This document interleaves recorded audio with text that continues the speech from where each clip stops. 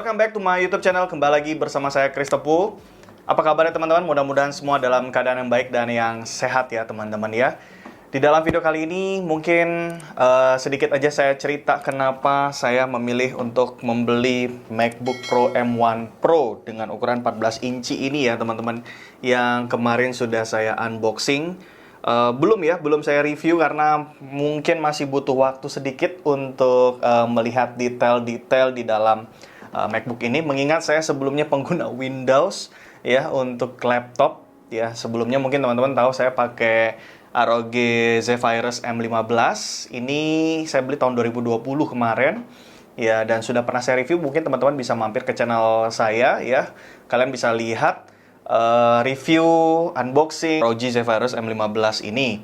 Nah, saya selama ini pengguna Windows teman-teman. Tapi nggak tahu kenapa di tahun 2021 kemarin saya lihat launchingnya MacBook Pro M1 Pro ya, yang ukuran 14 inci ini bener-bener membuat saya jatuh hati, membuat saya jadi kepikiran terus ya. Walaupun keluarnya udah lama ya, tahun 2021 lalu.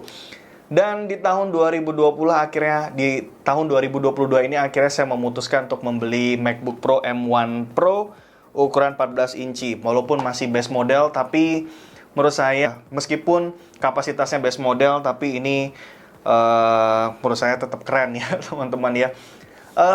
Mungkin alasan kenapa saya akhirnya mencoba untuk menggunakan MacBook Pro ya, walaupun sebelumnya saya pengguna Windows. Yang pertama adalah karena rutinitas pekerjaan yang cukup banyak yang harus dikerjakan. Jadi kita pasti butuh yang namanya mesin yang lebih tangguh gitu ya, yang lebih strong gitu ya. Memang selama saya menggunakan ROG Zephyrus M15, setiap pekerjaan saya, editing maupun editing video, foto gitu ya, bisa dilibas dengan baik ya di ROG Zephyrus M15 ini. Tapi memang ketika workflow ya menggunakan iPhone, ya ini kembali lagi ke ekosistem ya, menggunakan iPhone gitu ya, untuk memindahkannya ke laptop saya ROG Zephyrus M15 ini pasti nggak mudah gitu ya, tetap harus nyolok, tetap harus ya transfer data yang ribet banget gitulah ya teman-teman ya. Nah, ini pasti akan mempengaruhi semangat dalam membuat video gitu ya teman-teman. Nah, akhirnya saya berpikir bisa nih nabung untuk beli MacBook Pro M1 Pro ini teman-teman. Tapi teman-teman, sebelumnya saya sempat juga kepikiran untuk membeli MacBook Air yang baru ya teman-teman, MacBook Air M2. Karena selain ukurannya yang benar-benar tipis ya, dia juga sudah mengadopsi model dari M1 Pro ini.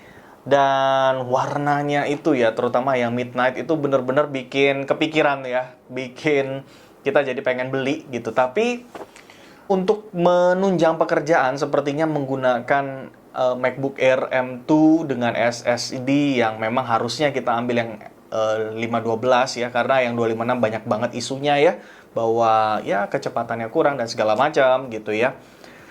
Dan akhirnya saya menimbang-nimbang gitu ya, meskipun dari segi fisiknya, dari segi ukurannya, dari segi performanya, MacBook Air M2 itu juga cukup bagus ya. Tapi ketika dibandingin harganya MacBook Air M2 dengan MacBook Pro M1 Pro yang kapasitas base model dengan MacBook Air yang 512, teman-teman, harganya beda tipis. Akhirnya saya berpikir lagi gitu ya, membuat saya akhirnya saya mulai ragu untuk mengambil MacBook Air ya, MacBook Air M2. Meskipun dari segi bentuknya, dari segi fisiknya, dari segi warnanya gitu ya, MacBook Air M2 itu bener-bener bikin ngiler juga ya.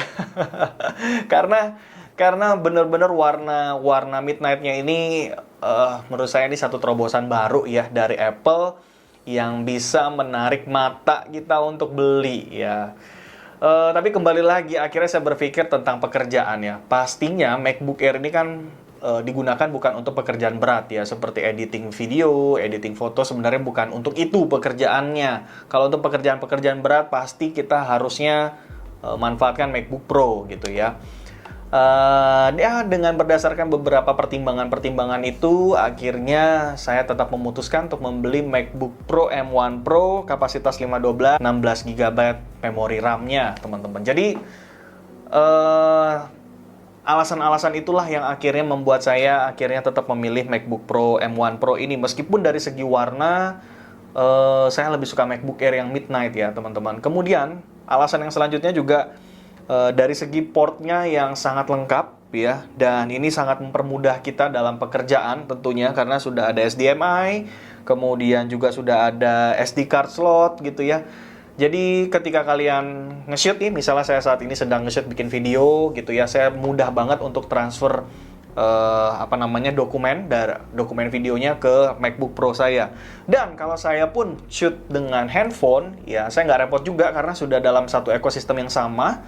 Saya tinggal menggunakan AirDrop aja untuk teman-teman untuk memindahkan dokumennya ke MacBook Pro saya, teman-teman. Jadi memang ekosistem ini adalah salah satu juga menjadi pertimbangan yang saya pikirkan untuk kedepannya, terutama untuk menunjang segala pekerjaan editing video saya, editing foto gitu ya. Dan teman-teman, MacBook Pro M1 ini memang udah nggak baru-baru banget gitu ya. Tapi kalau dilihat dari segi performanya, teman-teman, performanya benar-benar nggak kalah dengan yang paling tinggi ya, kapasitas yang paling tinggi. Menurut saya yang base model ini cukup lah untuk menunjang pekerjaan saya, bahkan sudah overkill banget untuk menunjang pekerjaan. Akhirnya saya memutuskan untuk membeli MacBook M1 Pro, teman-teman. Jadi itu aja mungkin ya, dan kalian bisa lihat di sini warna space gray ini benar-benar manis banget, jadi mengingatkan saya dengan iPad Pro saya yang kena air ya teman-teman, yang beberapa tempo lalu saya juga share ke teman-teman gitu keadaan iPad Pro saya, dan warnanya ini memang mengingatkan saya dengan iPad Pro M1 saya yang terakhir saya beli ya teman-teman. Ya, jadi ya mungkin begitu kenapa saya akhirnya memilih MacBook Pro M1 Pro 14 inci ini teman-teman. Dan kenapa nggak ambil yang 16 gitu ya. Mungkin ukuran 16 itu juga apa ya, menurut saya itu terlalu besar teman-teman.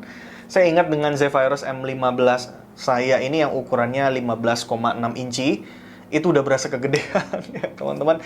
Akhirnya ya sepertinya yang 14 inci ini compact ya, dan enak dibawa kemana-mana. Meskipun baru berapa hari, tapi saya ingin sekali untuk mengulik bagaimana sih menggunakan M1 Pro ini, perasaannya, kemudian apakah cukup untuk menunjang pekerjaan ya teman-teman. Jadi tunggu saja video selanjutnya, saya akan bahas dalam reviewnya karena saya butuh beberapa hari lagi untuk mereview MacBook Pro M1 Pro ini teman-teman. Ya, terima kasih buat teman-teman yang sudah nonton video ini dari awal sampai dan akhir. Jangan lupa subscribe teman-teman supaya kalian nggak ketinggalan dengan video-video yang baru. Dan kasih like kalau kalian suka dengan video ini. Kalau kalian juga ingin diskusi-diskusi mengenai banyak produk yang ingin kalian saya review gitu ya, kalian bisa kasih komentar kalian di kolom komentar. Link pembelian MacBook Pro M1 ini juga akan saya taruh di kolom deskripsi. Oke, terima kasih buat teman-teman yang sudah nonton video ini dari awal sampai dengan akhir. Kita jumpa lagi nanti di video yang selanjutnya. Saya Chris Tepu, sampai jumpa.